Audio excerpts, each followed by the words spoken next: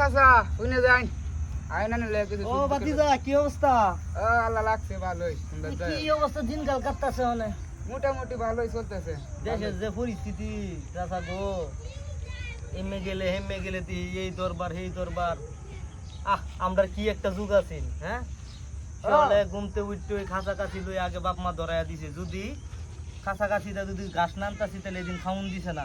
আর অনেক কি একটা পরিস্থিতি, এমনিতে শুনি হেমেতে শুনি 12 বছর 13 বছরের ছেড়ে কি জানি কইরালতাছে। আহা কি একটা অবস্থা আল্লাহ।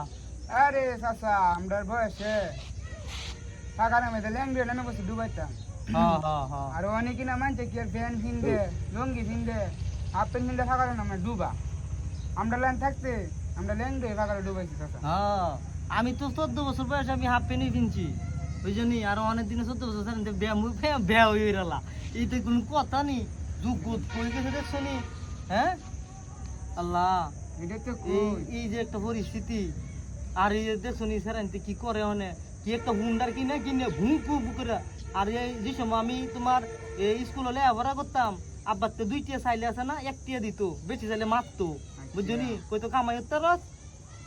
আর অনেক দিনে স্যারান্তে বাপ বিদেশ গেলে গই হেমনি আছে না, মারে আছে না, আতনা নিয়া হুন্ডার কিনেলা, এই তোমার গাড়ি কিনেলা, ইডে করে হিডে করে তোমার এই যে নিজে কামাই হরে না তো। আমরা আমলে হইতো তাইলে বুঝলো হইলে, বুঝছো নি কি একটা পরিস্থিতি দেশের।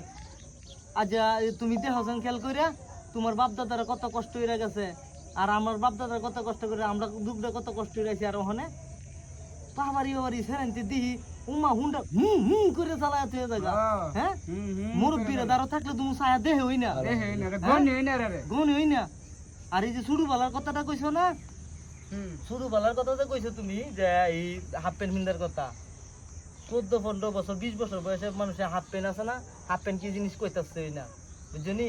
আর অনেকে এই যে জিন্সের প্যান্ট, এই যে আমার এই বয়সে ওই জিন্সের প্যান্ট পিন্তুন লাগে, মানে যুগের সাথে তার না মিলাইলে যে সমস্যা এর লাগিয়া, বুঝছনি? এই পরিস্থিতি আমরা যুগে থাকতে আমরা সেরেন্দ্রে দিতাম না, টিকটক করতো, মোবাইল চালাইতো।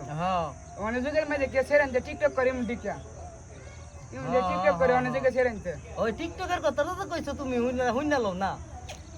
টিকটকের কথাটা হইছে তোমার এই যে আগেকার রাজা বাদশারা আছে না, এই রাজা বাদশারা তোমার নর্তকী আনতো নাচবার লাগিয়া, নর্তকী আনতো তোমার টেহাদা, বুঝছো নি?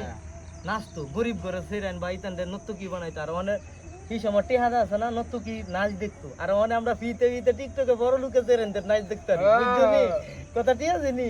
তো এটা তো ভালোই, কারণ কি এই যে